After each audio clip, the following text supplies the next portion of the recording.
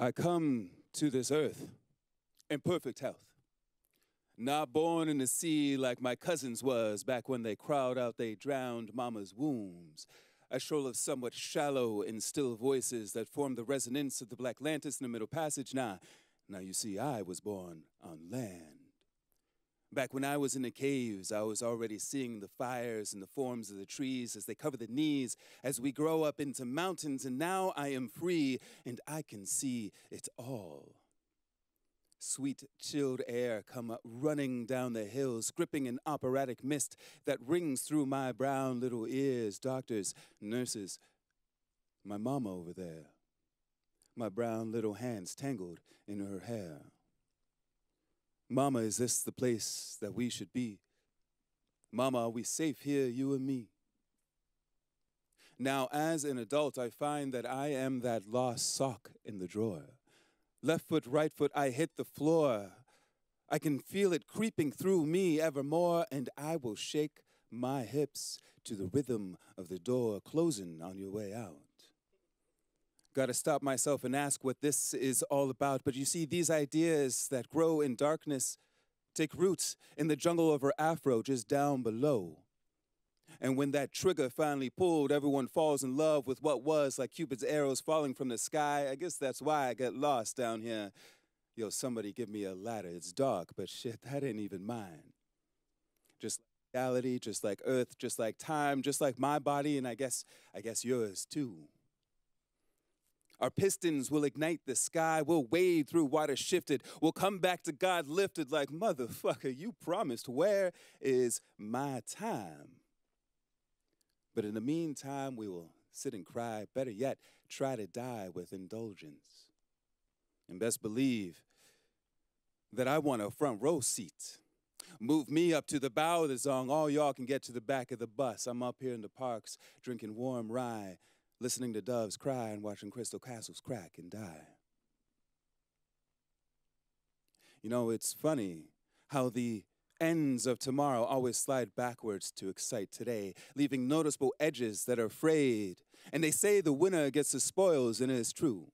We done toiled over the heated coils, now gone with the wind of a midsummer's night dream. And apropos, the snow of ash that falls on our backs as the light in August shines on the greens that grow despite the means. And that whip, that rain that come down with no slack, and that lash made of steel-capped capital, a.k.a. cash, yo, we need to capitalize a capsized ship adrift in the ocean of the memories of us all. And them too. Those ghosts in motion that tend to stay in motion. Ghosts in motion come to instruct me now. I can hear your whispers in my ear as a gust from a white cloud tickles my bust, and I throw my hands up to the heavens high, running over the sky, but still, they shoot. You see, I will always survive my own death with or without you.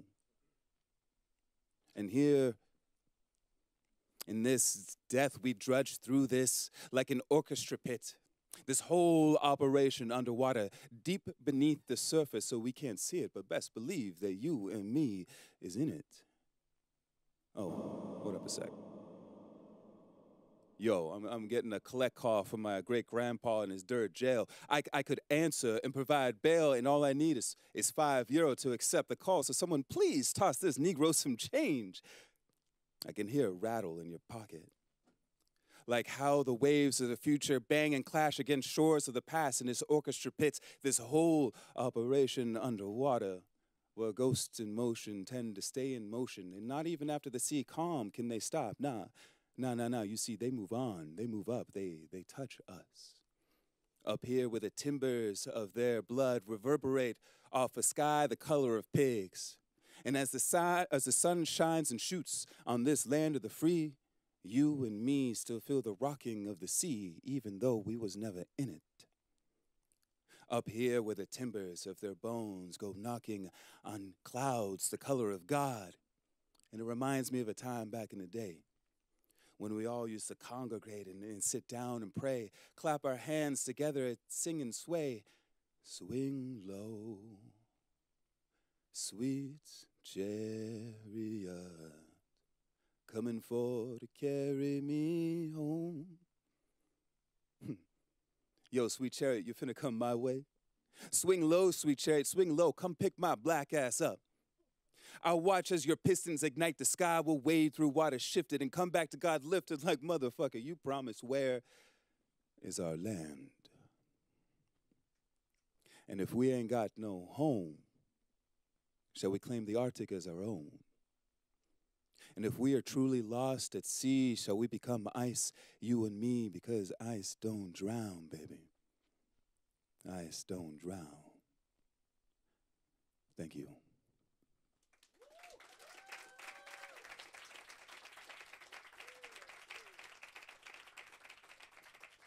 Oh, come on, we can do better than that. A massive, massive applause.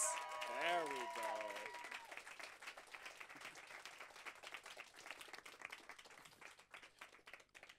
We will hear more from that amazing artist later tonight. But first, I would like to say welcome. No clap that time?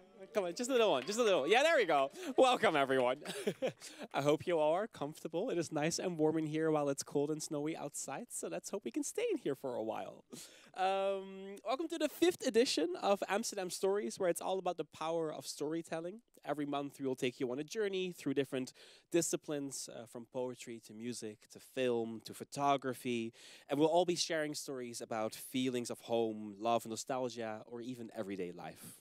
Tonight, we'll be talking about tracing the tales of the Caribbean spirituality, folklore, and magical realism. Now, I'm curious, do you guys know what magical realism is? Anyone? Show of hands? Someone said yes? What's magical realism? Can you shout it?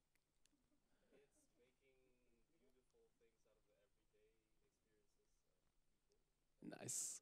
It's a beautiful literary device. Historically, very much Latin American writers were very well versed in it, but it's hidden in many, many forms of art, and we're definitely going to be exploring this later tonight.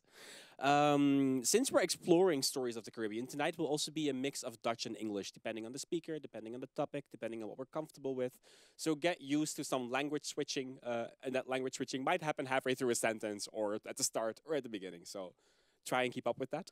And I would love to start tracing with our first speaker. Welcome, multidisciplinary artist Justin Renier Cruz. Hi. Justin, welcome. Hi. Is this on? Hi. Yes. Hi, thank you for having me here, and it's nice to see all these kind of diverse amount of faces here, and yeah, I feel so privileged to be here. Thank you so much. I'm really happy to have you here. We kind of got a chance to speak beforehand over dinner. You kind of get to know everyone. And it gets me more and more excited for the interviews. Me too. As a multidisciplinary artist, you mainly focus on indigenous stills of Aruba. Can you tell us more about this? Yes. I was born and raised in Aruba. I come from a long line of people that was also born and raised in Aruba. And as being as a Caribbean, our roots is also placed in different parts of the world. And for my research, what I did before finishing my studies, I've really delved into the world of the pre-colonial times where the indigenous people on Aruba was thriving and surviving and thriving. And I wanted to do more research about the pre-colonial history of the people living there and the materials that they use and their own point of view on how it was back then. And and I'll be talking a lot more about that also. And yeah. Sounds good. Tonight we're going to be speaking, of course, about folklore, magical realism, and, and folktales, spirituality. Yes. What is your connection with those themes? Yes. My family, they come from a long line of healers. And I've always knew about it since I was a kid, but I never really paid much attention because they never really talked to me much about it. Until very recently, where I interviewed my own dad about our own history concerning the meaning of being a healer in the Aruban community, which was much more profound with him than I thought. And for example, the term that my dad used a lot is curioso. And also a term that he uses is called curandero or curandera. It depends on the gender specific term of the person. And what I learned is that I had my grandma. She was a very prominent healer, as I would call it, curioso. I would want to say curioso mostly. And every healer, from what I learned, they have a specific rituals that they did. Everybody has specific ritual for specific ailments. And what my grandma was specializes in, because she also learned from her own grandma and from her great-great-grandma, and I call her Dudu. and she specializes in a kind of rash that my dad told me that they call it colibri. And colibri is also a term for hummingbird, and hummingbird also has a lot of significance in the indigenous history in Aruba.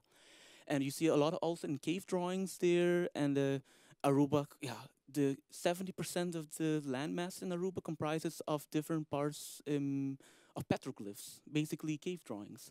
Dus from there, my grandma, she, from what I heard, she does different types of like rituals in a sense, also combined with the Catholicism, because she was also raised. She was a very fierce a Catholic woman, and she embodies the Catholicism together with indigenous. But the indigenous is not much talked about, you know. And these people come to her, and they yeah. She said she healed almost everybody except for one person, because the one person didn't stay on the regimen on what she wanted the person to do. But I would talk a lot more about it, but I don't think we have the time. Yeah, well, they didn't stick to the regimen was not her fault. Yeah. Just saying. For your graduation project, Ruku, you won an Atelier Prize. Can you tell us more about this project? Yes, it's a prize that I won last year in June for the most enterprising student of the academy. And this because I'm naturally a very ambitious person in you know what I want to get it. And for example, the history of the colonial history, pre-colonial history, I really delved very much into that, and I showed my enthusiasm for what I'm doing, for my work, and being as a multidisciplinary artist, as you see on the image there. I made an outfit based on the Caribbean folkloric dance. And I made a perfume based on the material called ruku. It's this red pigment that people use for food, and I incorporated in different elements, the seeds, the powder. I made yeah, like I said before, perfume out of it. I made like the clothing that I made it colored with that material, and I also kind of drew on the floor that you see there. I did a dance also on it, and yeah, in a moment you'll also see a performance that I did on the video. And so it's basically for me. I try to build a safe indigenous space for myself, but also for the people that are interested in that history. And then coming from a childhood where this wasn't really spoken about much, and No. you had your interview and started discovering this, what was it like for you to kind of be able to create a project like this that's very much based on what you didn't hear much about before? It was. I felt in the beginning. I felt like I was alone. You know, I felt like I was like alone against the world, because when I came from Aruba, I didn't know much about my own history, my own island. You know, when I was growing up, we mostly learned about the Dutch history, the Dutch side of the history, but we never really learned about Aruba's history, you know, or the Caribbean itself, the history. And so apparently there's a lot of information concerning that. And I did my own, start doing my own research. There's the academy that I went to. It's called Sint-Joost, the Academy of Fine Art in 's-Hertogenbosch. They offered me the opportunity to just give myself the space in order to do my own research, and I'm really appreciative of that. Just basically, I didn't have this. I can make my own boundaries basically in what I want to do. And from there on, I started reading a lot more about the history there and what the people have been through and what the people did. And yeah, for that, yeah, the result is what you see also on the in the image. Yeah. Nice, that's amazing. Yeah, And do you still feel alone, or has that changed over time? Oh yeah, no. The more I start delving into this subject, the more people I've encountered that were also feeling the same way as me. And I think the difference for me is I can be able to express it in my artistic point of view, and the people also kind of connected to my own art in that way. So it's in a way I also created a conversation about this kind of topic, which is very much like suppressed, or it's not very much talked about. Or for example, they talk about the indigenous history. People often say that, oh yeah, Injang da Morto, this meaning that the Indians are dead, they don't exist anymore. But in fact, it does exist, you know, with us, within our bloodline, and it is something that, you know, yeah, we shouldn't forget, you know, because there's so many things. Yeah, Yes. exactly. You know, there are so many, like, you know, the iconography there on Aruba, you know, on the cave paintings, on the ceramics, there so many things. And what I learned also recently from my aunt's children, that they are learning this finally at school now. They are going the right direction. I'm really happy for that. Yes, you know, try not to learn the history from one side, but from both sides, you know. This things are going in the right direction that way, That's and I'm glad to be beautiful. a part of it also. You know, through my own art. Yeah, but that's beautiful, and I think it's amazing that you're kind of you're contributing to this history and keeping it alive, which is really, really cool. Yes. I'm hearing that you're resonating with some people in the audience. If they want to find out more about you or your work or your exhibitions, where should they go? Well, I'm mostly active on Instagram, and but I also have my own website, and it's very simple. It's my full name, as you saw in the beginning. Also, it's Justin Rainier Cruz, and I just use that name for different platforms. I only have Instagram and my website right now, but soon I want to be more active on different platforms. But right now, I'm mostly active on Instagram. That's where you can get me. Yes. Thank you very much. Yes, thank you. I love an audience that you don't have to train. You guys understand that this is a two-way conversation. So yes, you're allowed to snip and go, and if you like something, definitely. I scream love out. that. It gives us energy as Give well. and return energy, you know? Exactly, Yes. exactly. We're going to continue talking in a little bit. Yes. But first, I would love to invite the next performer. You saw him open the show tonight. He's an amazing artist, storyteller, and critical world builder. Please welcome Alexander Kromer.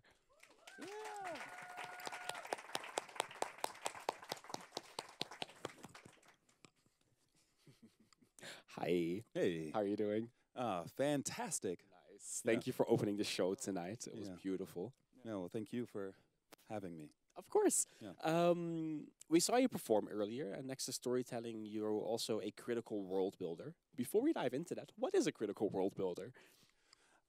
So critical world building is a practice. World building in and of itself is much like the name tells you, is the practice of building worlds. You see this a lot in fantasy fiction, science fiction. Lord of the Rings, perfect example of world building. Critical world building looks at world building from like a theoretical, philosophical, critical standpoint, and positions world building as a practice within which allows radical experimentation of thought and an idea that can't exist in our reality as we know it.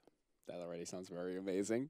How do you relate to the themes of storytelling, folktales, and magical realism in your work? Yeah, that's a good question. I'm from the States, and my lineage is shrouded with the history of the United States as it stands. So I think I got into storytelling because my family. I come from a line of storytellers to the point where I'm not sure like what is real and what is not real as far as like my memory bank. But also fiction has this really beautiful way of telling ultimate truths without needing any whatever. So I kind of, storytelling and narrative devices were always ways for me to investigate a thing that I'm interested in outside of the tools that I was given in school, basically. Nice. Yeah. That already sounds quite amazing. And you say outside of the tools you were given in school, does that mean that you started exploring this later on as well? Or did you already start this in school or have some space? I started like, technically I started when I was, I wrote my first story when I was 12. It's like a really horrible science fiction story about like aliens coming to Earth and like harvesting the blood of humans. I mean, that also sounds like a world. Yeah, it was a thing. Anyway, and then I started getting into spoken word casually, but it wasn't until I moved to Amsterdam, actually, for my master's 6 years ago, that I started taking this seriously, I guess. Nice. So tonight we're focusing on the tales of the Caribbean. I know that you have your research, Black Arctic, and in there you explore some of these Afro-diasporic narratives. Can you tell us more about this? Yeah, of course. So the Black Arctic started after I had read a text by a person named Christina Sharp called In the Wake on Blackness and Black Being. And within that text, she positions blackness, like black ontological facets, within the evocation of the Middle Passage, which is in the North Atlantic Ocean. And she also kind of like evokes the image of the slave ship just as a means of discussing the Afro diaspora. I was really intrigued and motivated by this, by her evocation and placement, that I decided to depart from it while complicating it for my master's thesis. And I had this idea, like I was really interested in the North Atlantic Ocean. It's the trade routes that were on it, also like the environment, like how the weather moves across the ocean. And I became super hyper-fixated on how the ocean flows. Mm-hmm. And it flows northwards towards the Arctic, where it has this like really crazy nonlinear like relationship. And the Arctic itself is this place of like great importance for global climate. Also, it has this way of like shifting reality, like our perceptions of reality. And I was wondering, like, if me as like a black spiritual, emotional, psychic being exists within the Middle Passage, the idea of the Middle Passage, and the Middle Passage is in the North Atlantic, and the North Atlantic has a relationship with the Arctic. Can the Arctic also have a relationship with the Middle Passage, and what would that relationship look like? Wow. Yeah. Nice. What was it like for you to do this? Yes, please clap. It's rare that someone explains a research project and you're just like gobsmacked by how profound and like, yeah, thorough that work is. What is it like for you to dive into this and to explore this? And are you starting to come across answers? Yeah, like it's been a journey, as research often is. I'm taking this work into my PhD now, where it's mostly focused on the production of voice as imaginative material, which provides a space for radical imagination and radical political acts within a performance event. However, it takes a long. I mean, I've been here 6 years, and I have no idea what the hell I'm doing. Finding your way. I'm finding my way. I know how to talk about it. But do I know what the hell it is? No. Yeah. I mean, over dinner, we kind of concluded that research is figuring out what you're doing and how to do it. And I think that's very much part of the journey at the moment. Yes. Yeah.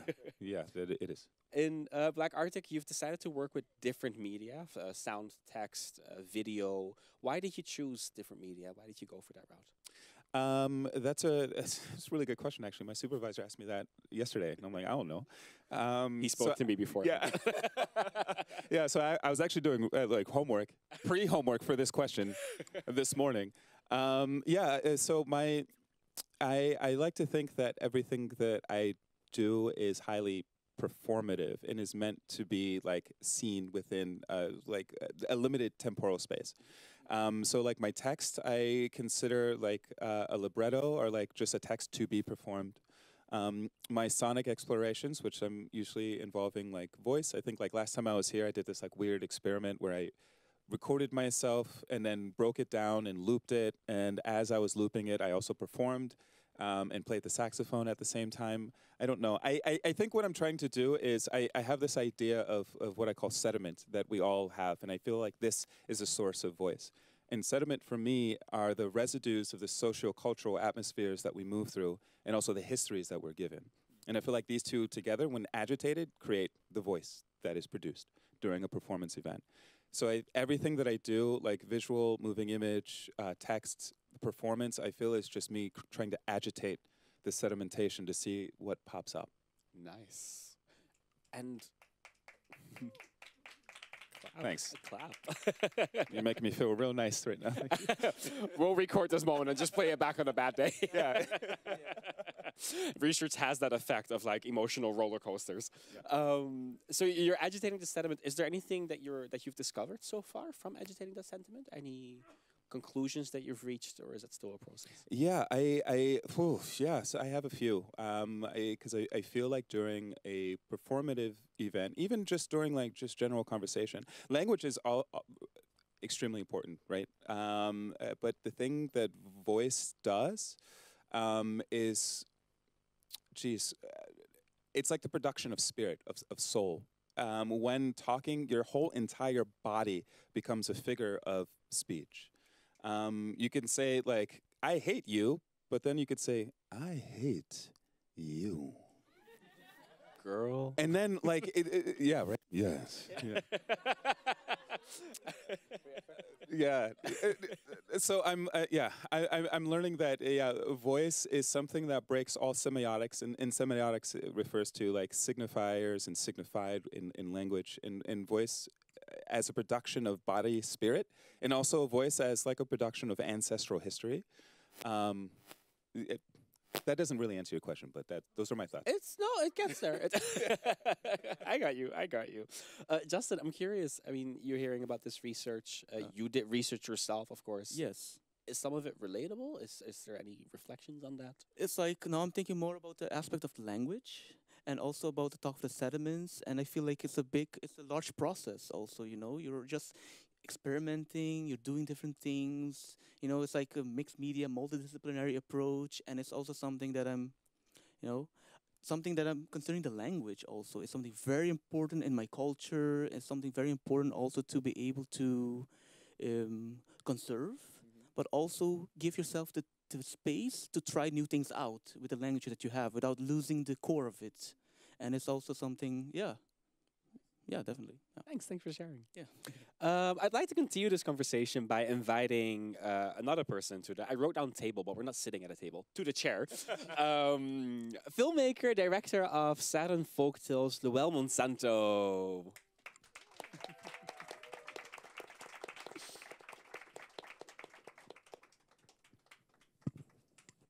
Welcome. Good evening, everybody. Good Hi. evening. Evening. It's Yeah. very subtle from over Oh, here, okay. but can you guys hear Luel? Can you hear me? Yes, awesome. It is on. Thank you for joining this conversation. Thank you for having me. Well, for you mainly focus on the medium of filmmaking, and I'm very curious how you relate that to spirituality. Well, for me, yeah, I was raised Catholic, but I don't consider myself religious. But I do believe in a higher power, and I was raised to believe like if we die, our spirit lives on, etc., etc. But I remember when I was 8 years old. That was the first time I heard stories about mythical Surinamese mythical creatures, and lots of superstitious beliefs. And since that point, I was so fascinated by it. So, because people always tell these stories like, not once upon a time, but this happened to me, or it happened to somebody I know, and these strange stories, and like, oh, it really happened. So it always fascinated me, and that inspired me to make a series about it. And that series is called Saturn Folktales. Folktales, yes. Can you tell us more about that? Well, it's a series about superstition and folklore, Surinamese folklore. And yeah, it started when two friends of mine, they wanted to make a short horror film. And we never made a film before, but we were like, yeah, let's make a horror film. Michael and Mitchell Lissa, those two friends of mine. And but we couldn't come up with any of good story, like from scratch, make up something. So I decided, like, guys, instead of like making something up from scratch, we heard so many ghost stories, creepy stories everybody's telling, like things like the superstitious things everybody knows, like don't whistle at night, and when you come home late after 12, walk backwards inside a house. Or when I you're think some people recognize these stories. yeah, or when you're moving house, like you have to call on your spirit, or else it's gonna stay there. God, yes. Things like that. So I was like, yeah, it's fun to like start making a film about that. So that's how we started the series, actually. Nice. You describe it as a children's horror. What is a children's horror? Well, it is a children's horror, but I don't want to call it that. It's a horror film for everybody. But it is kid friendly because the children's horror genre is a bit of a underrated genre, I think, and it doesn't have gore, like bloodiness or violence or bad language like normal horror films have. So yeah, I wanted to make something that is for everybody.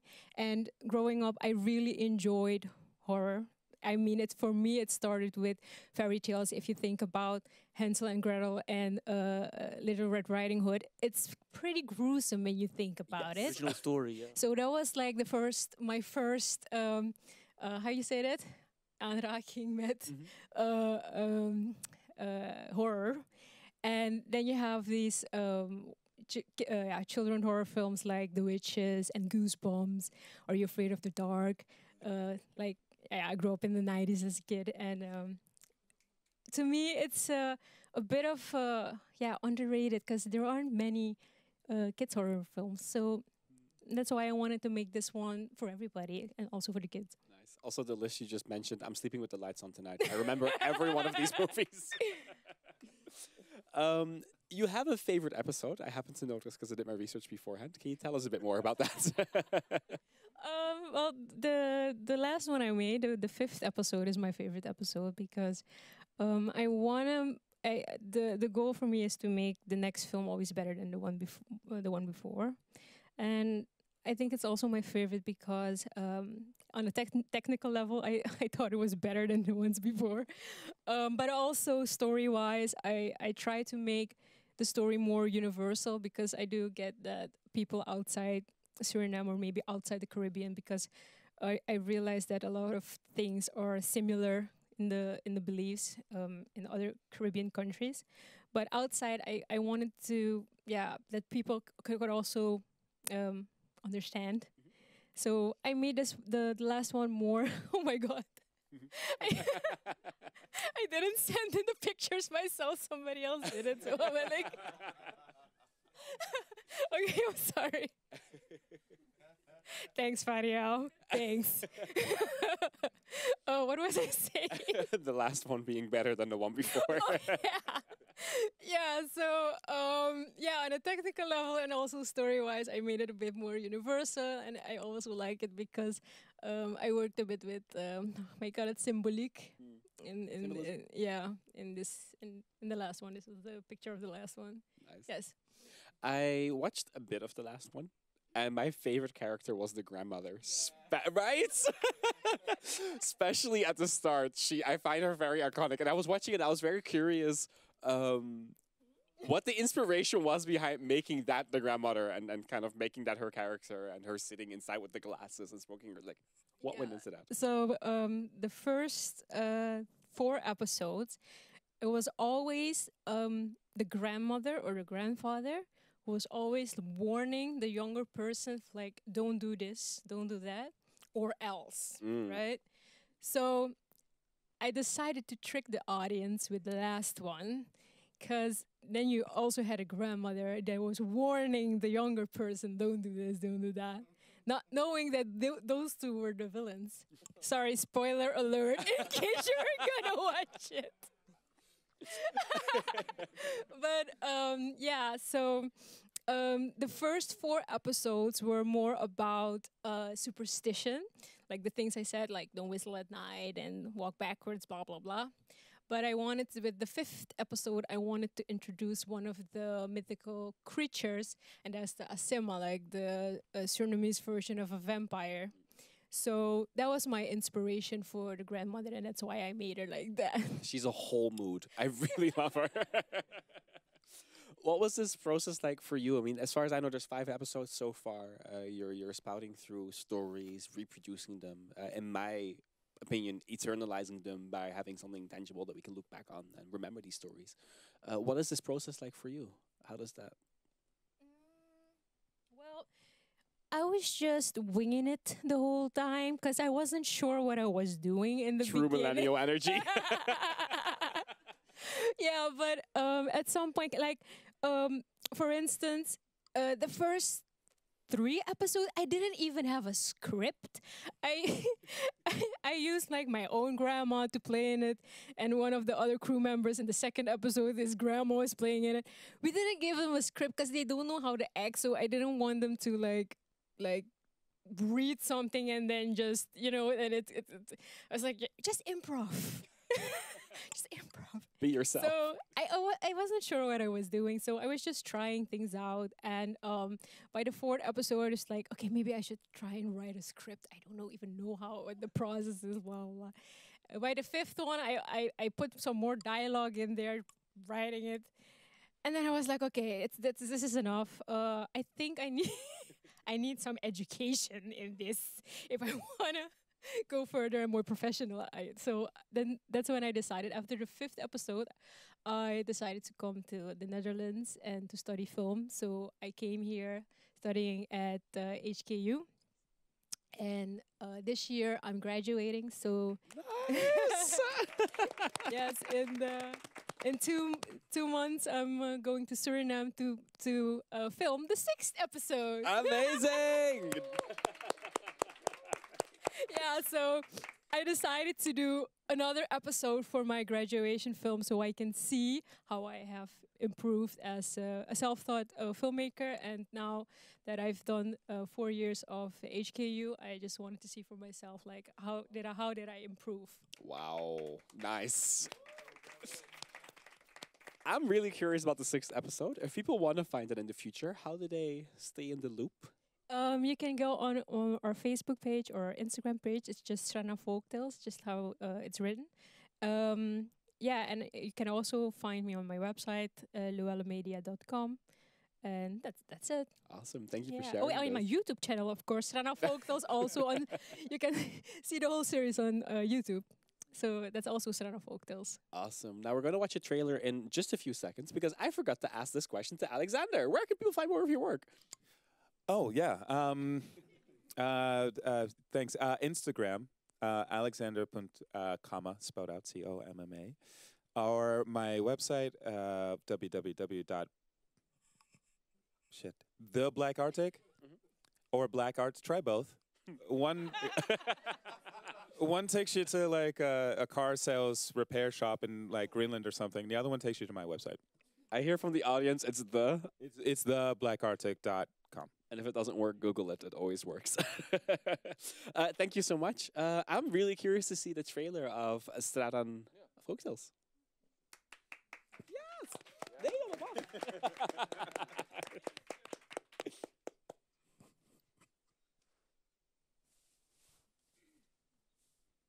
Let me try that again. I'm really curious to see the trailer of Stradan Folktales. Yeah, there it goes.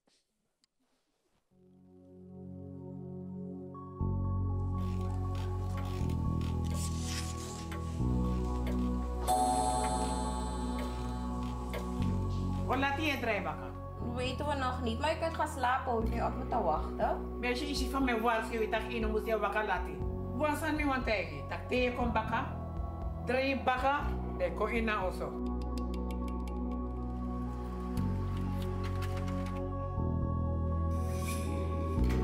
Ono arkimino, take mo tong presi, inkari serefi, de bis maf mi altijd de lermi, tak teo fruisik mo tong presi, inkari yeye. Mau sih. Ayo mo. Yereno. Ano, alam meti na boom metier. Aja kasa.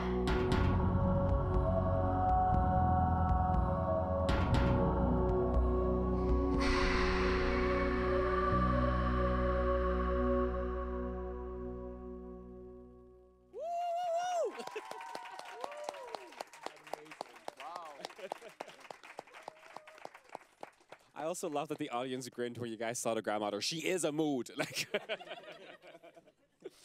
thank you so much for joining us tonight and also bringing that trailer. Thank you so much. I would love to go to our next guest. Our next guest joins us all the way from St. Maarten over Zoom. He is a photographer of magical realism, an artistic researcher. Please welcome Lisandro Suriel. Now, if you're wondering where I'm looking, he's behind me, but he's also behind you guys. So I'm staring at the camera on the other side of the screen. Lisandro, thank you for joining us. Can you hear us properly? That's a no. I'm going to wait for that connection to catch up a little bit. And while we really wait still. for that... Sorry? He's just standing really still. Hi, Oh, hi yeah, there everyone. he now. is. Oh, yes. Okay. Sorry, my apologies for the internet. Magic I'm realism. live. No worries. Can you hear us properly? Yes, I can hear everything. Amazing, and there's no delay. That always makes me happy. You have lived in St. Maarten and the Netherlands, and I'm kind of curious how you got started on focusing on magical realism and the folklore of the Caribbean. Well, that came about quite naturally because as Justin mentioned before, like institutionally, there isn't a lot of room to learn about our own histories, our own folklore, our own identities. That was the end of the sentence. He's leaving us in suspense. Please come back. It's popping on and off a little bit. Later on, we're going to show a trailer from one of the pieces of art that Lysander has created. It's called Ghost Island. Yeah, are you back with us? Yes, I'm back. I told you I prepared filler for when it freezes. Okay, good. Can you please finish your sentence? You were at institutions and then it cut out. Oh yeah. I was enrolled in the Dutch institutional education here in St. Martin. And we learned, for example, very young, I learned that I would be an allochtoon when I go to the Netherlands, for example, with pictures and everything. The people that look like me were not from there and so on. And coming to the Netherlands, I realized that I wasn't able to participate academically in historiographical discussions pertaining to one's own national history. I can talk about the Boston Tea Party, the French Revolution, you name it. But when it comes to adding to the discussion with my own history, that was kind of that wasn't very possible for me to do because I did not learn that institutionally. So for me, that was kind of what prompted me to kind of delve into what it means to be from the Caribbean, and then do that beyond what the history books can teach. Oh, wow, so, that's amazing. Yeah. I don't want to ramble too long because of the internet, because I could say more, but I don't. Oh, I mean, you can always talk more. We'll take it. Like, there's literally someone in the front row going, "Yo, keep talking." So don't worry about rambling at all. I'm curious. So you use it as a? Oh, it froze again. Oh, come on, come back. I prepared some filler, but not enough to cover like 11 minutes of time. Yes, you're back. Okay, great. Yes. So it was a great tool for you to be able to contribute to the conversation of history. I'm curious, what inspirations did you have when you started out with this? Oh, well, one of the first things that kind of made me focus on the mythological aspects of history was when I was studying in the Netherlands and in and around Amsterdam. One of my favorite antique bookstores in Amsterdam, which is now closed down, close to the Dam Square. There were some books about world mythologies. And one of those books, I can show you right here, I have it with me, is called Mythen en Sagen uit West India. And seeing this book, I was kind of really confused because I didn't really associate mythologies with the place that I came from. Because when you think of mythologies, you're schooled to think about Greek and Roman mythologies, but not your own mythologies. So then I was kind of like, what are these stories? What is this? And then I picked it up. And then it came with like illustrations that were kind of drawn by what I discovered later on, a 13-year-old boy from Amsterdam, depicting Surinamese folktales from indigenous peoples and from the Afro community. So it became my whole master's thesis researching this book as a colonial souvenir, as it were. And that kind of made me think, okay, I need to kind of figure out or address who is allowed to tell these stories and kind of reclaim that narrative. So that's kind of what prompted me to continue on that mythological journey. Amazing. I hope you're hearing the audience, because at every second word there is an yeah. Thank you. I'm like, look, they're sitting here, they can hear it directly, but there's a lot of recognition, I think, coming from the audience, and a lot of and I think a lot of gratitude towards this work. You're currently working on a project called Ghost Island. Can you tell us a bit more about that? And he turned into the ghost that he depicts. We've got some photos of Ghost Island coming past on the screens. So just take those in while we wait for him to come back. It's really beautiful artwork. For me, so I'm half Dutch, half Nigerian. And in Nigeria, a lot of the depictions that I'm seeing back in Ghost Island are actually really recognizable for me from the villages of my grandmother and of my ancestors. You're back with us. Amazing. Can you tell us a bit more about Ghost Island? So yes, Ghost Island is kind of a a device or space that I imagined, and it's an island that floats in the Atlantic and in the Caribbean sphere. And it's kind of a play on Paul Gilroy's Black Atlantic, where there's a kind of collective consciousness about something. And in this space, it's a collective immateriality, a collective memory, a collective spirit, as it were. And it's kind of a device I use to kind of envision a space where this exists. The forgotten stories that we've heard growing up, the forgotten histories of our ancestors, the forgotten ancestors themselves, the spirits from whence they came. And it has this kind of island format because kind of taking the space outside of my head, then it kind of invites other people to engage in those spaces as well. Because for some people, they might see it as a mirage in the distance and not want to engage. And other people might go onto the island and explore and engage with the entities or the memories that live there. So it's kind of a playful device to kind of get the audience to engage, to ask themselves questions about where they come from, why we know these things, and how to know about history, I think, is the most important question. Not exactly what the history was, but the first question we should ask is how to learn about history, how to learn about identity, that it doesn't necessarily need to be in an orthodox Western historiographical format. So this is... Reach!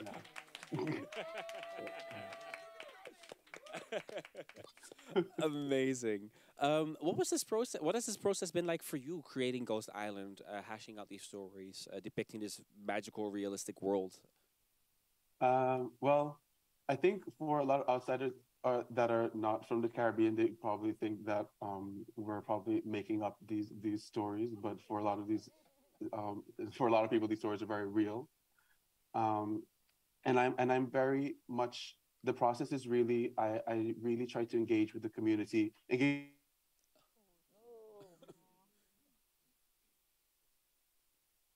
So far, the freezes were kind of happening outside of the questions, but halfway through, this is very painful. Because I really want to know what he's going to say.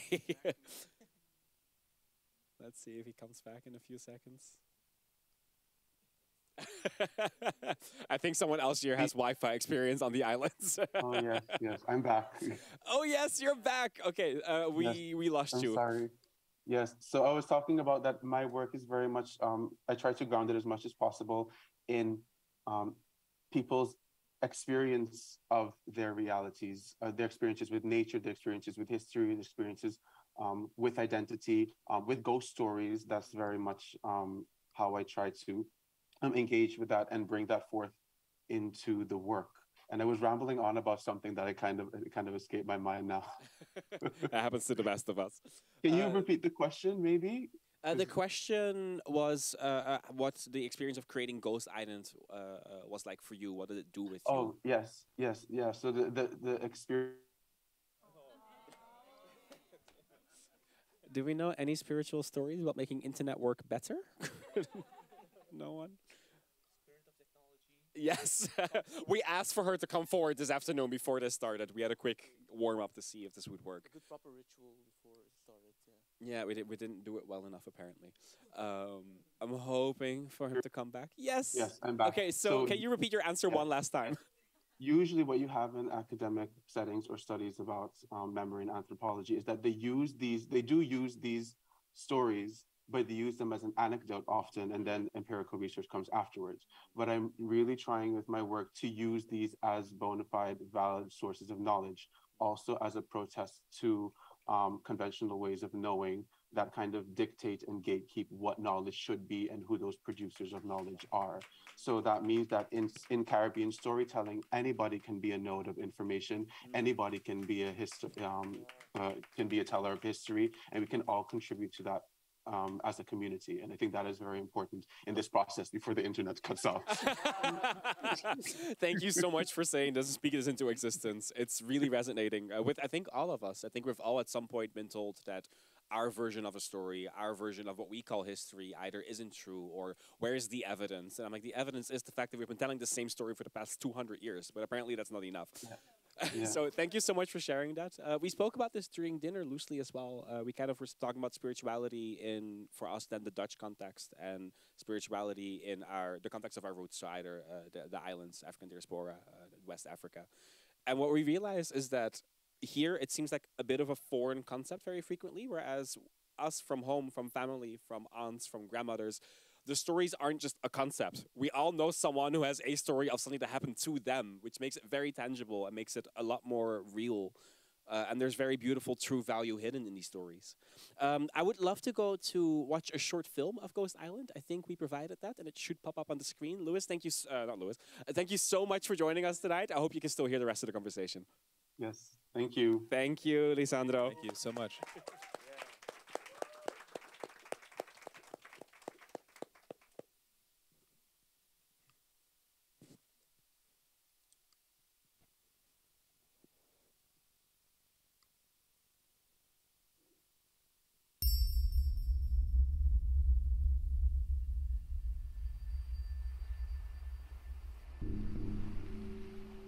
Ces souvenirs de chez moi qui me hantent.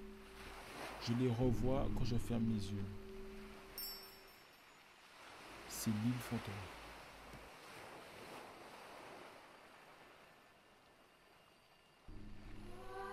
The Atlantic is a crossroads. Yes, Eshu Elekpara. Why am I black? The world makes it seem like such a cursed thing to be. Where do I come from? Where does my story begin? Marooned on this land, all I can remember is that I am black.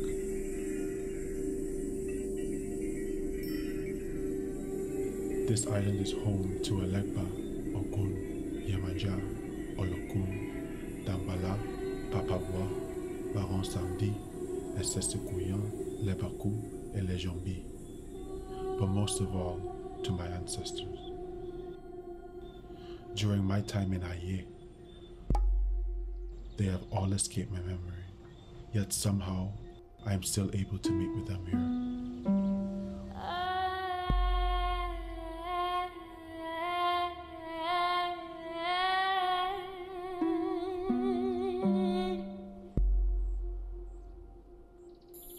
Many people cannot understand this, but freedom, our freedom, is rooted in magic. Just ask the pig at Boakaiman, and he will tell you himself.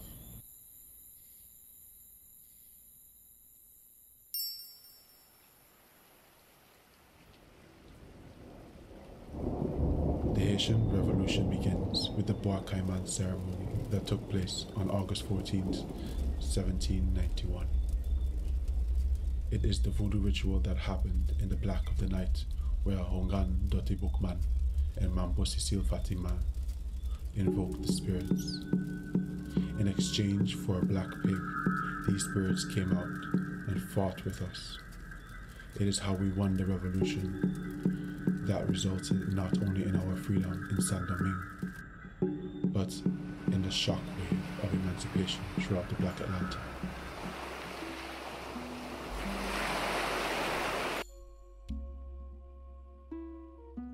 According to the memories of O'Neill, blackness contains what is concealed, secrets. And it is these secrets that are revealed to us in the form of mysteries. The Loa, the Orisha, Egungun, the collective dream of the black imagination. The secrets of our past hidden in plain sight, in the color of our skin. Black is the mystery associated with the cosmic womb. Black is the mother who birthed the universe. For without her darkness, there is no beauty, no star to behold.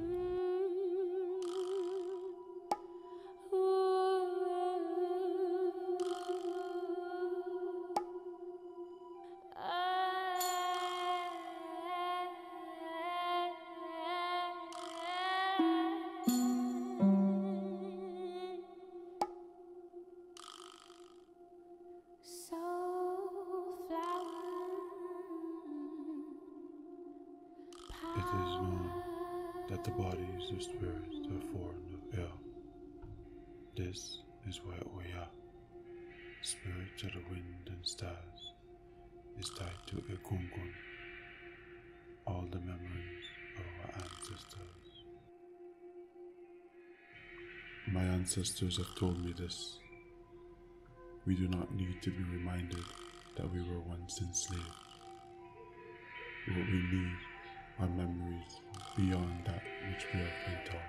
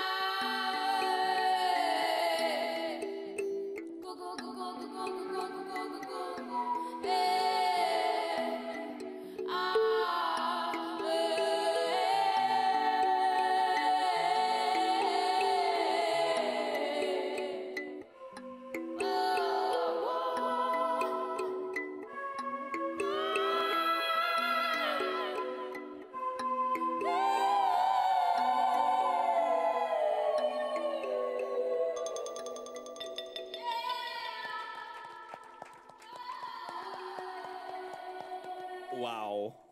Lisandro, are you still with us?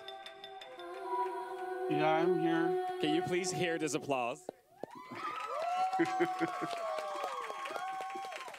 Thank you.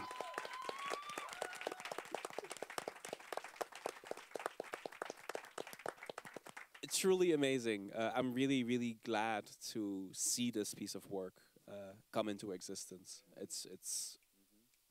I don't think there are. I'm a spoken word artist, and I don't have the words to describe this. So you've really managed to shut me up there. If people want to find out more about Ghost Island, where should they look? Well, just my Instagram, Lisandro Studio. That's my Instagram handle, or my website, lisandrostudio.com. And you can always contact me there if you have any questions, because my email is on the sites, or DM me. Awesome. Thank you so much for being here with us tonight. Stick around. We might still have some questions to share with you. But for now, I would love a massive applause for everyone who has spoken so far.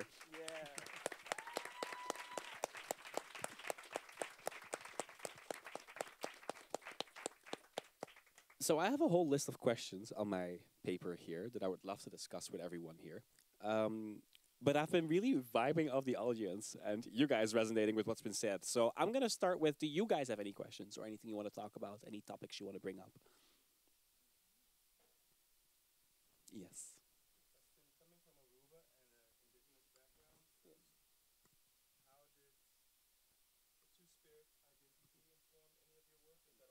Oh, definitely. The work that I created, that's called ruku. Yeah, the word ruku itself is an old Amazonian word for red, and it's also very much in tuned with my identity, as because I also identified myself as a two-spirited individual, and it's something that I'm also wanted to bring back in my work. For example, the outfit that I made is specifically traditional dance costume in Aruba, where only women wears. There was also kind of this controversial topic that I did, like, okay, me as a person, because I'm clearly male, as appearance very male identifying in that sense, but I'm also getting to more in touch with the feminine spirit. That's what the two spirit embodied. And yeah, for example, the works I incorporated, like I made nail polish out of the ruku. The outfit that you see, I made it all by myself. I made everything, and I made like the earrings also. I made like this kind of musical instrument that the indigenous people use, like as bracelets and as like anklets to make music out of, with shells. But instead, I made it with clay and clay infused with ruku. And yeah, does that answer your questions? Yes. Oh, very, very important. Yes. Yes, thank you for your question. I'm also really happy that you bring up the whole concept of two-spirit identity, because it's one that's been, I think, wildly exposed to erasure, Yes. not just in the islands, but across the entire African continent.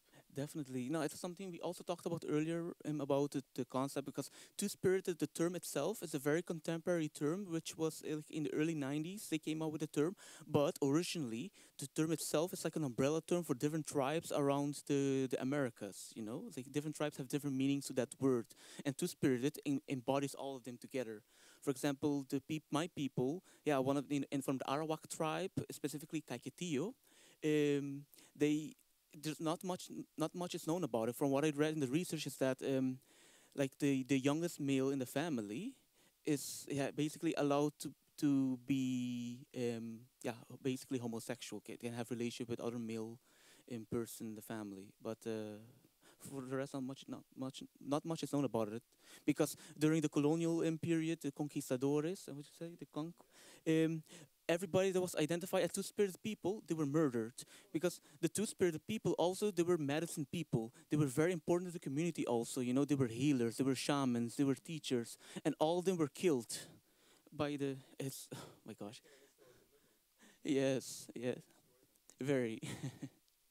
You know, there's because I was doing some research on this like a few years ago, and I found a whole ass website that is just a map of the world with information on all of the genders, historical genders outside of male and female throughout time across like Eastern Europe, also China, the Americas, Africa. I'm gonna write in my notes.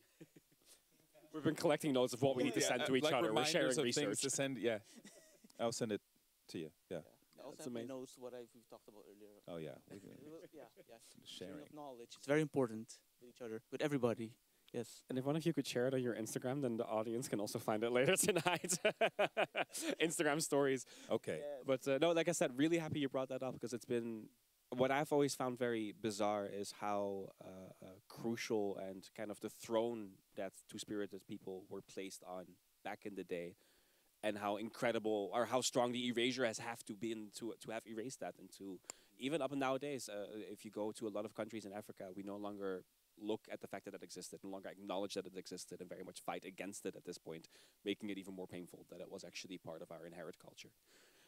Any other questions from the audience? Yes, I'll run to you. If this still works over here, I hope it does. Thank you. I have a question for Alexander, but also all of you.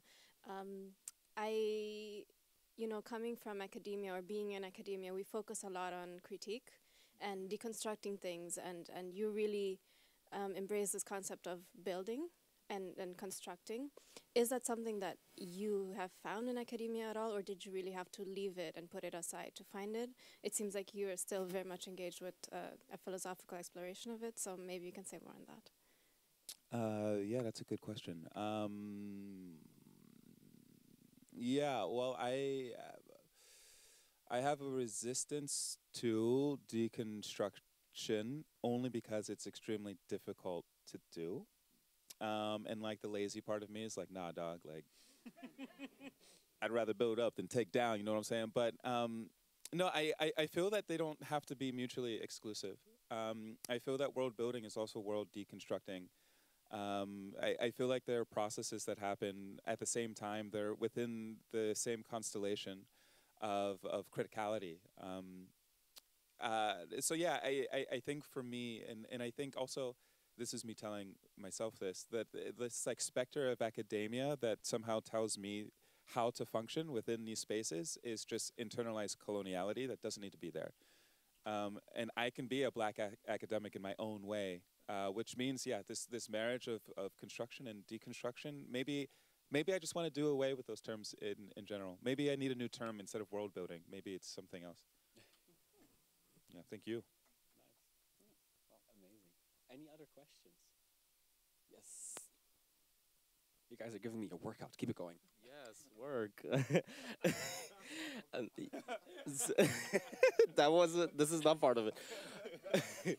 No, I really was very, very amazed by this moment we have here, because this is one of the few moments I've ever experienced. We are legit up in here. We are, okay, we got Dutch Caribbean up in here. We got Suriname also represent. We got Africa. We got Nigeria. We got the U.S. and also with the transatlantic thing going on. So I mean, this is very powerful. How come we as Caribbean people we don't have a forum like this? Why don't we connect about these things like on a broader, even political, philosophical, whatever you call it, level? Because historically there were so many things that movements that existed. You know. People that even in the US they were like, okay, Pan-Africanism, they were thinking about these things. Where are we thinking? What are we thinking here? But this is just an open question for everyone. Feel free to fall into the question. Yes? Or in a sense, like community building, but in a sense of also understanding the layers as well. Because I'm a first generation Asian, like that was born there because my parents just went, let's just leave the Philippines, let's just go. Why not? Communism is like, so I think maybe the question is more like, you people that are showcasting not only what feels genuine in your heart, do you also feel that maybe you're also building a consistent layer for our community as well that's finding their way through? Because I am not like this, but the way that I want to help the community is a person of color that was born in the Caribbean. I help people understand that our healing is also something that's part of what's being showed in other people's art. So that's mostly, I think, the question where it's coming from, not just from a political standpoint, but like, are we all really also rooted in building a consistent, conscious way of understanding our community as well? And how do we do that? And basically the question is your why. What is your why when making this? So yeah, fall into that question. If you guys want to sit together later and just have this discussion, why not? But the why is so powerful because we're all here for a collective why for ourselves. But you guys as well that are like right now sitting there, what is your why? And we'd love to hear that. I'm kind of, oh, wow, I'm loud now. I would love to hop past all of the whys kind of one by one, because I do think that's very interesting. I'm going to start with Lisandro, because your internet is working right now. What is your why behind creating?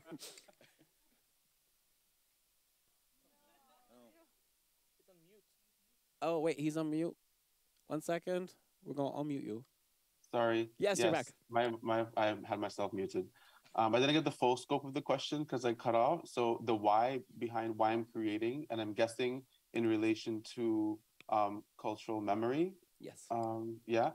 Well, because my whole work is rooted in not knowing, because I've emphatically been disallowed and not to know about these things. In my own community here, when you want to know about spiritual ways of knowing things, ancestral ways of knowing things, ghostly ways of knowing things, intuitive ways of knowing things, they're often cast in the realm of evil and for the devil, and you've been made afraid of your own history and been afraid of your own identity, unless it comes in a white evangelical or academic packaging. So that's my why, to kind of reclaim the how we know of our own history and to not ask for Western validation. That's really kind of my why, and getting other people to be brave enough to ask themselves questions and not really related to what a Western or global North Hemisphere might think. Yes. Thank you for that. I also really love that you mentioned fear, because that's been a very, very large part of getting us to where we are now. Yeah, because can I give an example of yes, definitely. this? Yeah.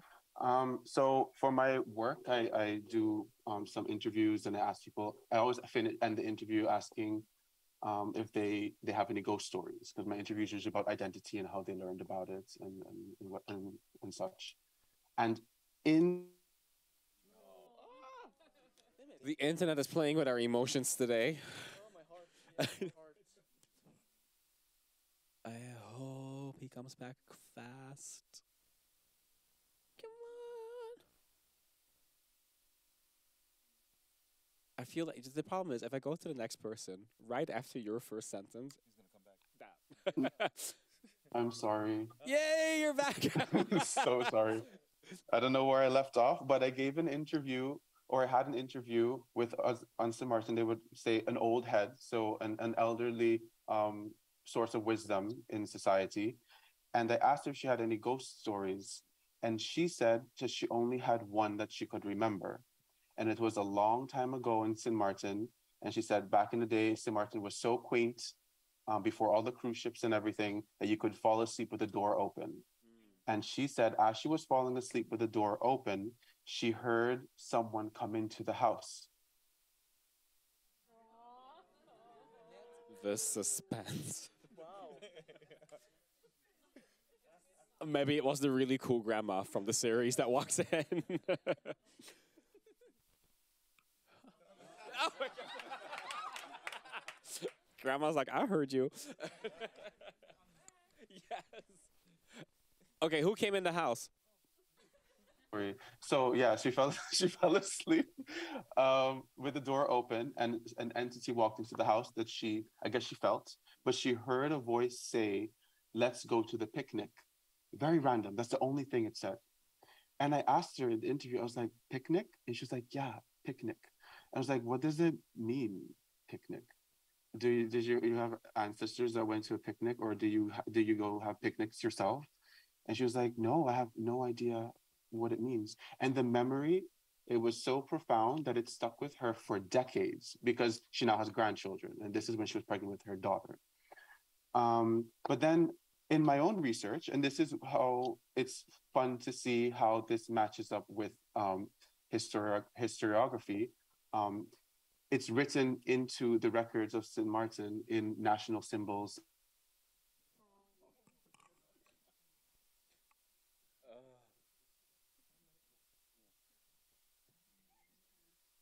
Yeah.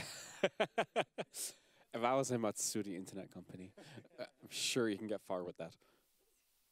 Okay. We're going to see if we can get him back later on to not have the on-off effect constantly. Okay, finish your sentence real quick so we can get the last bit of it. Yeah. So in the National Symbols of St. Martin book, it is written that a picnic in St. Martin historically was a term used by enslaved people for a maroon society to which they escaped the plantation life. And this is an example of how ancestral memory is kind of embedded in the environment and within us. And that's just kind of a story that I wanted to share as an example of how what seems to be a random imagination actually can contribute to an intuitive way of knowing. That is insane.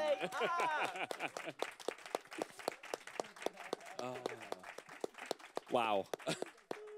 I'm really, really happy that you guys bared with us and had the patience to sit through that, because it was, right? It's completely worth it. Amazing.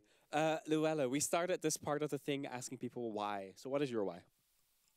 I have a fear that things will fade and that it's, how do you say that?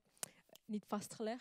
Not documented. Yes. Yeah. So this is my way of documenting certain things. And it's sometimes just simple things as, I've noticed the grandparents, the way they talk, the way they behave, it's not the same as the new generation grandparents. True. So if we don't have a film industry in Suriname, so we don't have anything to look back like how we were back then. We have one really good movie that's called One People, and that was it. there are a bit other small things or whatever, but I wanted to make something that we can look back on and this is how it was back then. Yeah. And also there are certain things about spirituality, but also about things like I've noticed every time I was sick, my grandmas, they knew how to make medicine, home remedy medicine with plants. And I've noticed that it's also fading because my parents can't do it, and now they're the grandparents. Yes. So that's something else I want to also pay attention to, because I'm really fearful that that knowledge will will fade Yeah. Yeah. if we don't document it in some way. I think this is very much a shared fear. I'm hearing from right. Mm.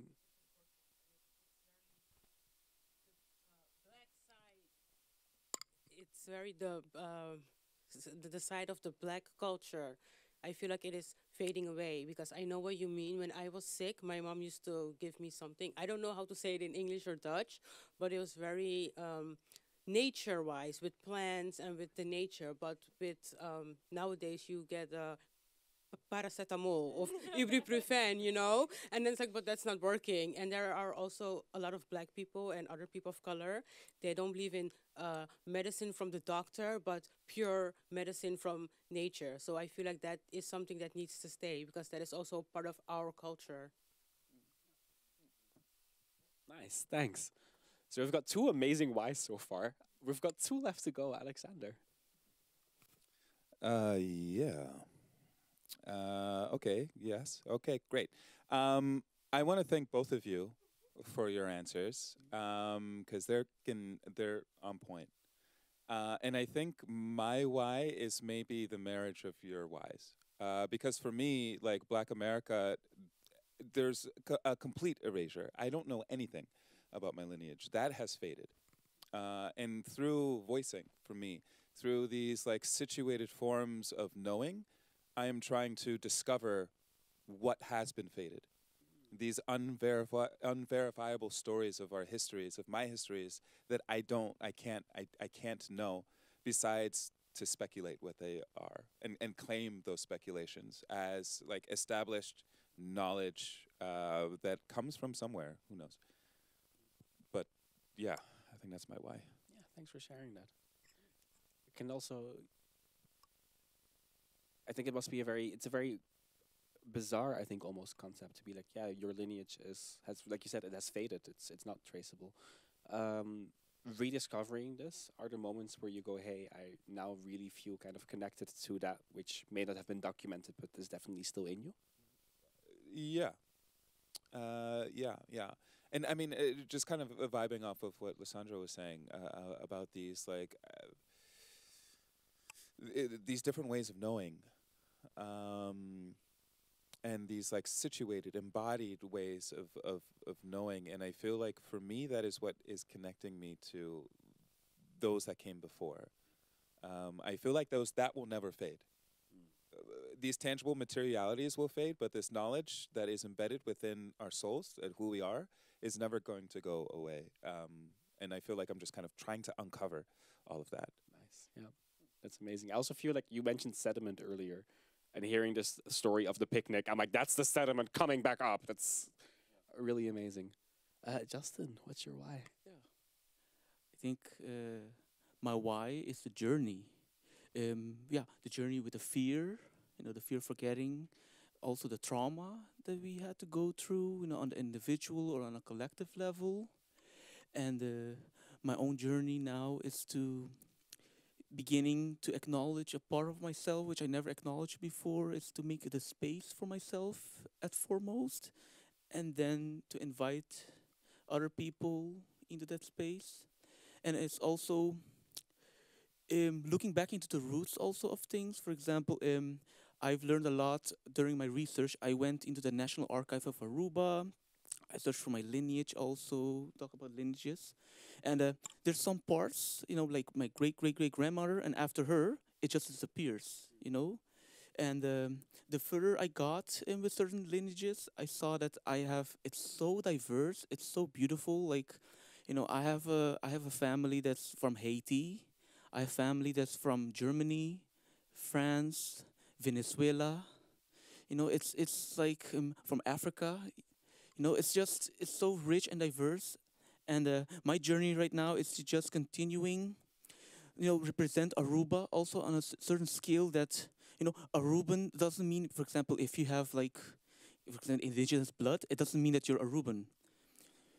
Being an Aruban means that you are raised on that place, you embrace the language, it's very multicultural. And what I want to say, it's just, yeah, it's about for me right now, it's about embracing, about the things that are, might disappear, but as long as we embrace it, acknowledge it, it's gonna stay alive.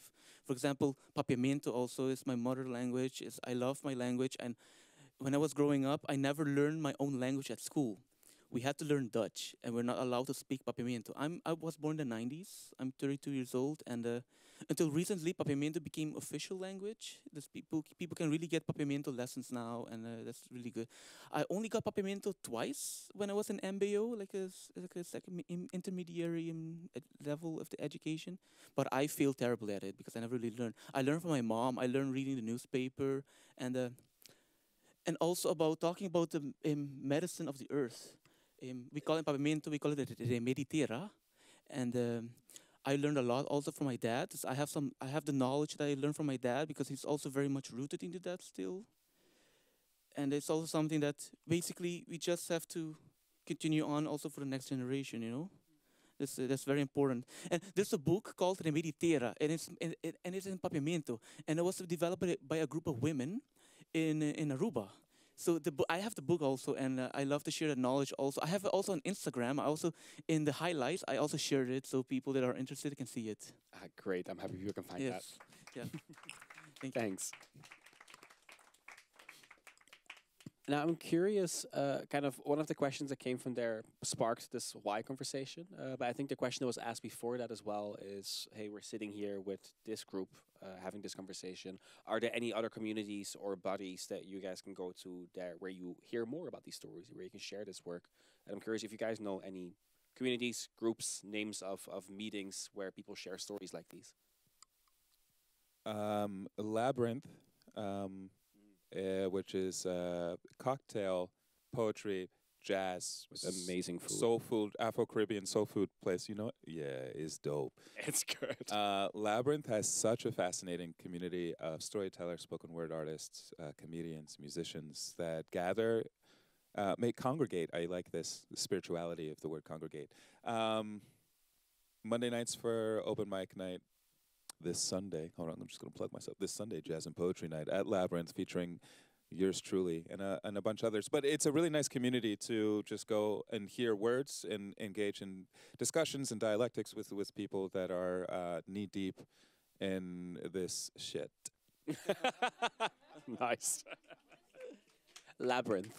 Yes, in Amsterdam. Any other communities that you might know of where you can... Yeah, there's actually in Aruba, there's this indigenous movement called Aruban Warriors, but I've never talked with them. I don't align. They have a point of view that's very extreme, which I don't agree with, and I don't connect with them there. Because it was today, this morning, the woman, the leader, Elena Cruz, her last name is also Cruz, same as mine. She said something that there was no slavery with the indigenous people. There was something very controversial because there's something, it's not black and white, because in the beginning, with the colonial period, the majority, they said the majority of the first inhabitants, they were moved to the Hispaniola, which is in modern day San Dominica.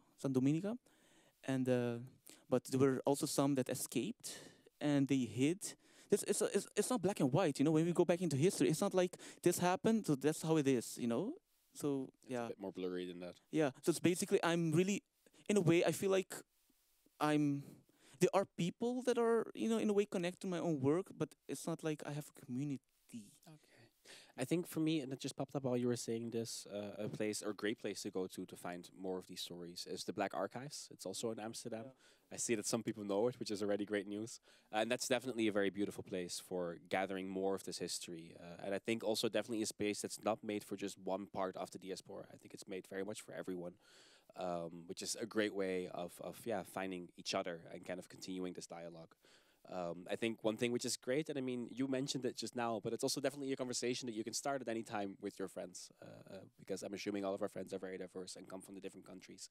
And the moment you start one grandma story in our community, the night is going to be full for the rest of the evening. Yes, so I would definitely encourage everyone to have those conversations with your friends. And it's sometimes we keep it very close to ourselves, or we only discuss it within our family, because as kids, when we discussed it in school, all the other kids would look at us like, "Are you okay?" But we're older now. We can talk about it and we can kind of claim that space and then have these conversations around this.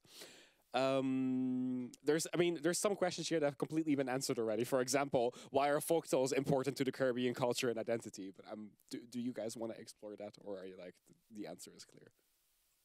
It makes life magical. Nice. Black magic. I'm curious, are there any other questions from the audience? Anything anybody wants to add?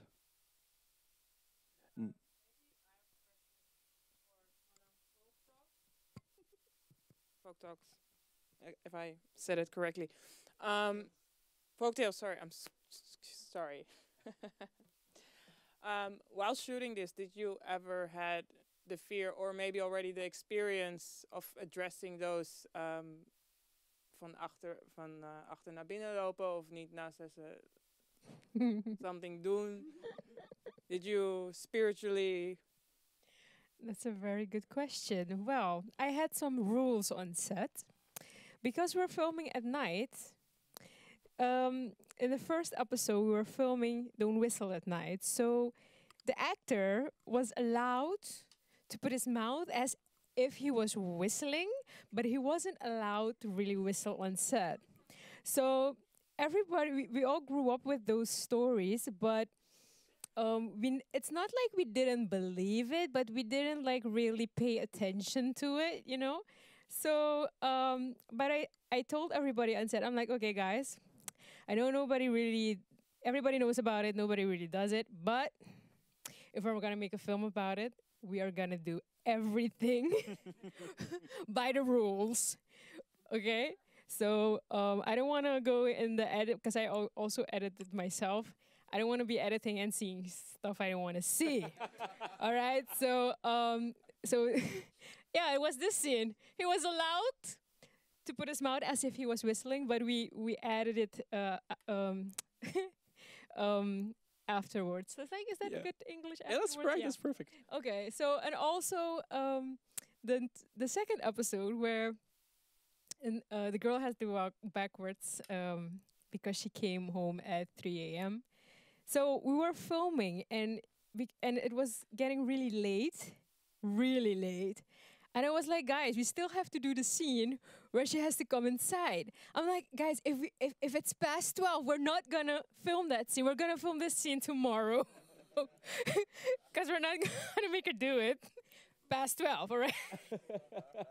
So I was like, stuff like that. And I have to say, after making these films, a lot of people come to me like I'm some kind of expert on this and tell me, even I mean I already knew a lot of stories, but because I'm the maker of this this series, they're like, oh my God, like something like this happened to me. I'm like, so now I know even more. So I have to be honest, like before I didn't do the whole I whistle at night and since I made this series, I'm like, I am not whistling at night. Yeah, so I kind of I'm more of a believer now than I was before I was making the film. I also really love this concept of I might not completely believe in it, but I'm also not going to test it. Exactly. Another thing people often do, they're like, oh, you make these ghost films, blah, blah, blah.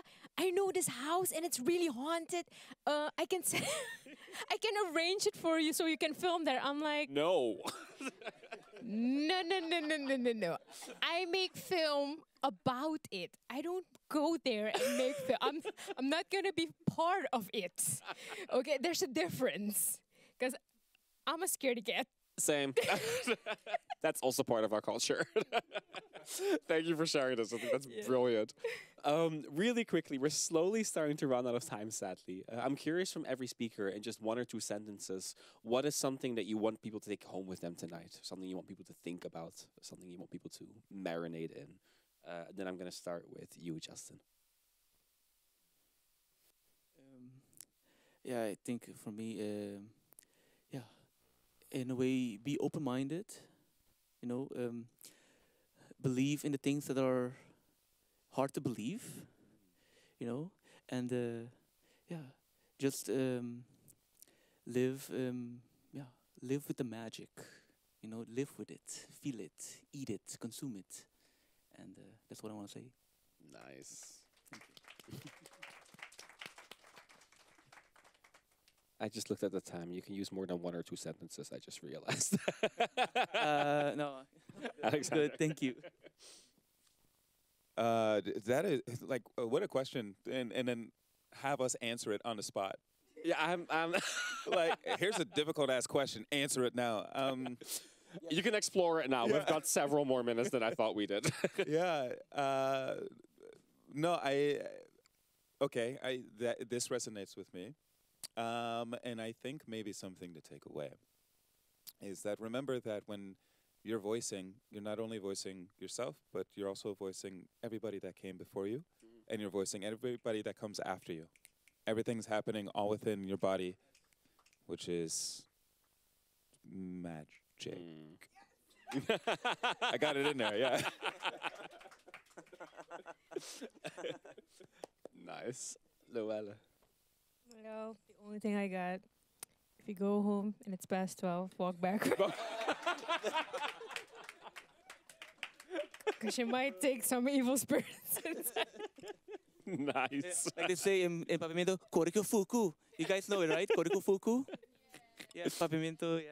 I love those. Run away the bad spirit. Lisandro, we don't hear you a lot, but I'm asking you the same question and we should hear your answer. Yes, very quickly. I think No, you can that take your in- time. It's okay. We can. Oh, okay. In today's society, I think that it's more important to ask ourselves how to know of history and identity than what per se. And that's kind of what I would like to impart onto people. Nice. That is amazing. I would really, really want to. Did you want to say something? No, Lissandro's just been dropping like bombs. I'm telling you. Like, where did you come from? Like, what? Are you joining over Zoom for our own safety? Because like, I want to be pen pals. Can we be pen pals? Yeah, sure. My Instagram, Lisandro Studio. Okay, cool. I'm gonna send you my address. I want like actual paper and pen. Oh. I want okay. legit pen pal. Okay, I want That's these a letters spiritual in the Black practice, by the Archives, just so way. y'all know. Part of history. This will not be forgotten. No, I really look forward to actually staying connected to everyone who has been on this panel so far. I find each and every one of you extremely, extremely inspiring. And I think the audience does as well, which is great.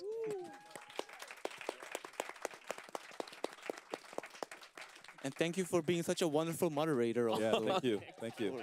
Yeah. Woo! There's these moments where I'm like, I can't believe this is my job. I get to just sit here and hang out with 4 amazing, very inspiring artists and a really fun audience and just have a conversation, which is, yeah, it's really great. One last time for everyone, where can we find your work if you want to see more, Justin? Yeah, my Instagram handle, Justin Rainier Cruz. Yeah. Nice. Alexander? Alexander.comma on the gram, theblackartist.com on the interwebs. Luella. Serrano Folktales on Instagram, Facebook, and YouTube. And if you want to see other work of mine, it's on luellamedia.com. Nice. Lisandro? One more time. Oh, don't freeze now. It was going so well. Yes, Lisandro, where can people find more of your work? Yes, so my Instagram handle is Lisandro Studio, and my website is lisandrostudio.com. Amazing. Now you can clap.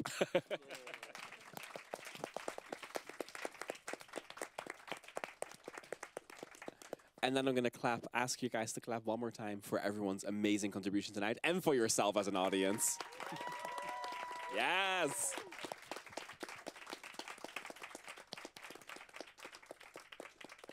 Thank you so much for being part of the 5th episode of Amsterdam Stories at Pakhuis de Zwijger. All of our programs are free, but for them to continue to be free, we do need your donations. So you can become a friend of Pakhuis de Zwijger. Pay as you like through the link that is on the screen. You can scan that with your QR code or go to the website. And thank you for everyone that joined. We will continue this conversation at the bar. Speak to us. We are here. My name is Jeffrey van der Ven, and you can find me on GMPix on Instagram. Have a lovely evening. Yes. And we have one closing performance from Alexander. The person who just came up is the quiet force behind the scenes who helped me who did all the research, passed me all the notes. I do think that we need a massive applause for Jonathan before we close. And there's another person behind the curtain who has been the amazing audio engineer of all of this. Please come forward. Oh, is he coming? He's coming, yes. Thank you so much. Alexander, take it away. Or blow us away, as you have been doing so. Something. Okay. Cool. When the sirens call, you can hear them amidst the thralls of the undertow, like nighttime Valkyries watching us all from the back rows. And as we find ourselves lost in this orchestra pit, we forfeit ourselves to the saline that surrounds our Negro souls. Got you out here flirting with the idea of death because, I mean, she kind of thick, though. You seal the deal with a kiss from a rose, and then you decide which is better, the means or the end of it. But before you do that, I could pray for you if you want. I could pray for you like I pray for everything else. I could pray for you like I pray for balance. But when God grants that gift, I'll incise it with a lance, because we all know God don't grant gifts for free. Gotta let the miasma drain out of it, you see. The devil is in your blood, boy, or so they say. But in the meantime, just watch out, or else you find yourself changing directions on a dime and heading towards the sirens looking fine, bent over that rocky sea. Their voices are like lynchers' ropes that get you caught. And when that sex becomes an interference, you go and draw the red herring to distort the air they're in. And that's some shit that you just can't sustain, brother. Those changes to your cap compressor will cause strain like bleeding from a forgotten age. The devil is in your blood. You have to get it out. And when you do, you'll be adding to the pseudo-sanctity of the saline, the engine that drives the atmosphere around you and me. Yeah, I know. Sometimes it seems like you be blacker than the canvas the stars is on, but just as white as them too. But let me ask you, where does a man like you belong if not with me? And where does a person like me belong if not with you? Now, if the sirens find you when you're like this, just try to find another layer to exist upon, or else you get caught in the dungeon with a mind flare. I'll even hop on a chopper and come right through to come save you from the strangest things of all, death and you. I ain't never seen a chopper in my life, but I know they cut through black bodies like a Jinsu knife do. A chopper in the hands of anyone else is called an AK. And when it ring like a telephone, you find a spray of blackness get lost underneath the sea foam, free lurking and roaming spirits rasping on the door of no return, and now you find yourself adrift. And you know, once the sirens came calling for me, and when they drew near, I tried to swim far away from there, but how can I escape and be free if tethered to my freedom is someone else's slavery? And you don't need to pity me with envious recollections of how things used to be, all happy and carefree, because that shit don't matter. We find ourselves adrift. Now wait. If the sirens call, shall you run? Because we all know the fatality that could lead. But like all things, we must find our end. Like the moon's reflections, all fractured and split. Fragments of her pale touch take respite in a sea of broken jade. Waves that render our ships unfit, so we hide in a crawl space of their frames. You can look out the porthole and behold, everything that you see is yours. Now watch it become lost. Because you are underneath waves that swell, underneath waves that mock, underneath waves that flock. And there's a clock with black hands that counts down the stanzas in your opus. Now you surrender yourselves to death grips of a tidal force. A minor curse befalls you, not made of your own duress, not of your own hands, 'cause those cuff behind your backs. This sort of darkness you detest, and you can't breathe. You cannot breathe. But I believe that you will break free. And you got to go through this all on your own, this lonesome sea. All that salt and motoring saline, and ain't nobody gonna help you. But I'll be here waiting for you to find me. This is the Ballad of the Sea. Thank you.